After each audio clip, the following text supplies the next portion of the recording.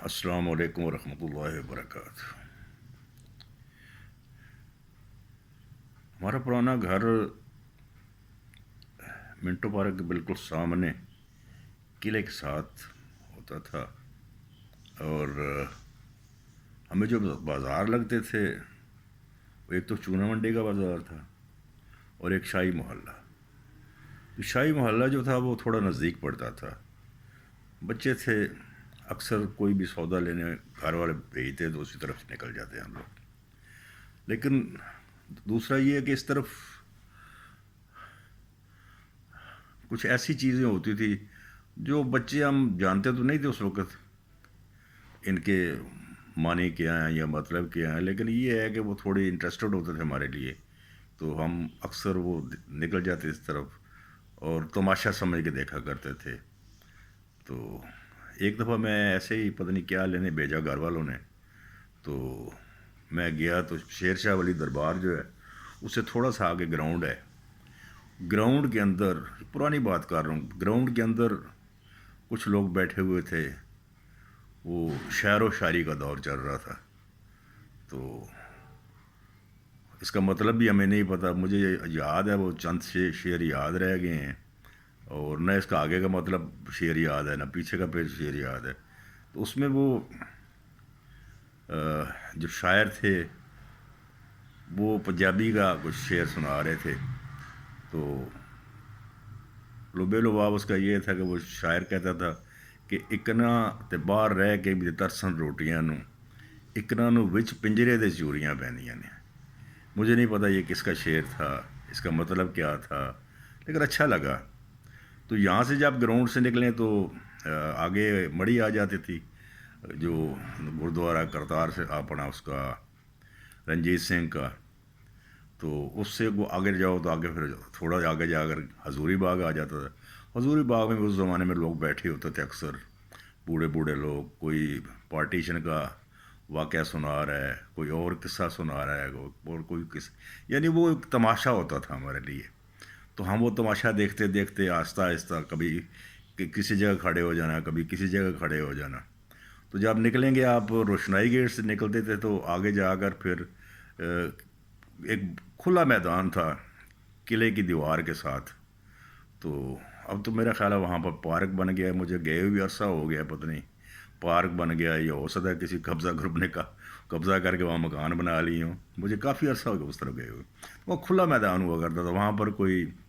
مداری والا بیٹھا ہوا ہے، کوئی جادو دکھانے والا بیٹھا ہوا ہے، کوئی کچھ۔ تو اس طرح ہم رکتے رکتے رکتے وہ تماشے دیکھتے دیکھتے تو آخر کار ہم بازار پہنچنا، سودا کبھی مل جانا کبھی نہ ملنا۔ تو جو گھر واپس آتے تھے تو ایک علیحدہ پھٹکار پڑتی تھی، تم اتنی دیر تم نے کہاں لگا دی۔ تو کہنے کا مطلب یہ ہے، تماشے کی بات میں کر رہا ہوں کہ تماشے دیکھتے تھے ہم لوگ۔ ہمیں کیا پتہ تھا کہ یہ بڑے ہو کر بھی ہمیں یہی تماشے دیکھنے پڑیں گے۔ جب بڑے ہوئے، اسکول سے جب چھوڑا، اسکول سے نکل آئے، تو میرا خیال ہے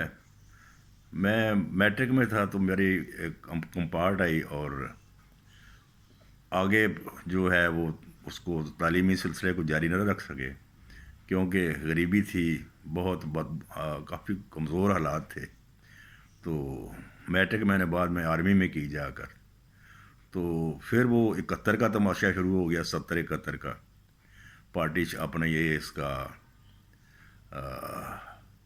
الیکشن کا، اور الیکشن میں ہار جیت کا، اور پھر بعد میں وہ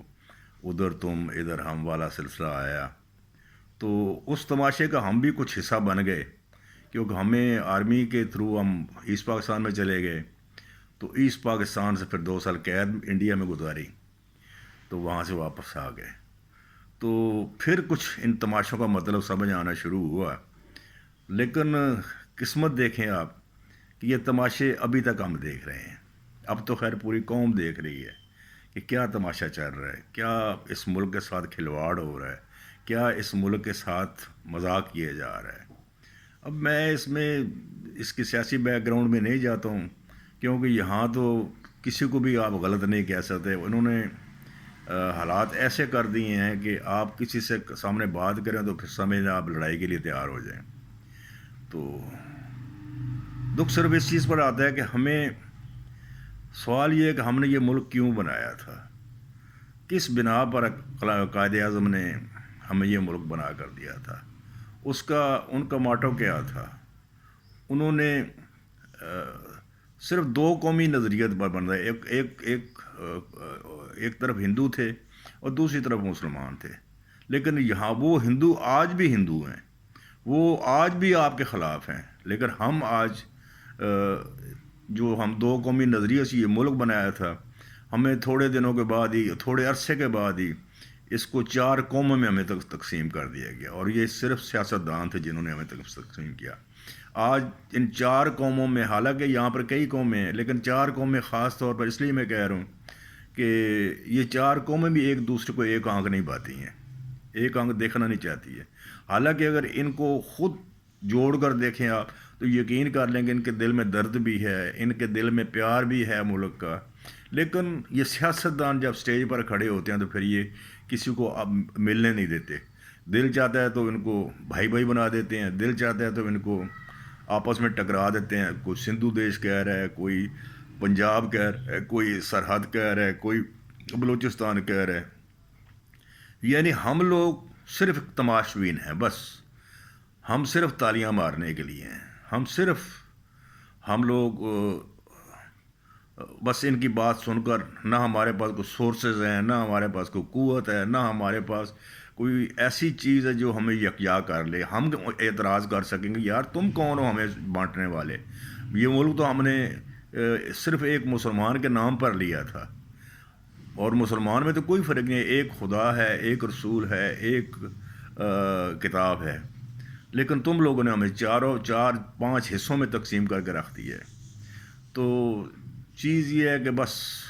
لیکن اب کچھ امید بن رہی ہے کہ شاید کچھ ہمیں کوئی صحیح سمت دکھانے والا مل جائے، ہمیں کوئی صحیح راہ پر چلنے والا مل جائے، لیکن ہم جس پر بھی امید کرتے ہیں کہ یہ شاید ہمارے لیے آخری نجات دہندہ ہے، بعد میں پتہ چلتا ہے کہ وہی ہمارے خلاف نکل آئے ہیں۔ تو اللہ تعالیٰ، بس میں تو ہمیشہ اپنے ہر ولاگ میں یہی کہتا ہوں کہ اللہ تعالیٰ ہم پر رحم کرے، اللہ تعالیٰ ہم پر کرم کرے، اللہ تعالیٰ ہمیں شعور دے، اور کچھ نہیں تو صرف یہی سوچ لو یا ان لوگوں کو دیکھ لو کہ جن کے پاس یہ سرزمین نہیں ہے۔ آپ یقین کر لیں کہ یہ جو سرزمین ہے جو اللہ تعالیٰ نے ہمیں اپنی رحمت کے صدقے اپنے تحفۃً ہمیں دی ہے، ہمیں چاہیے کہ ہم اس کی قدر کریں، ہم کسی کی بات نہ سنیں۔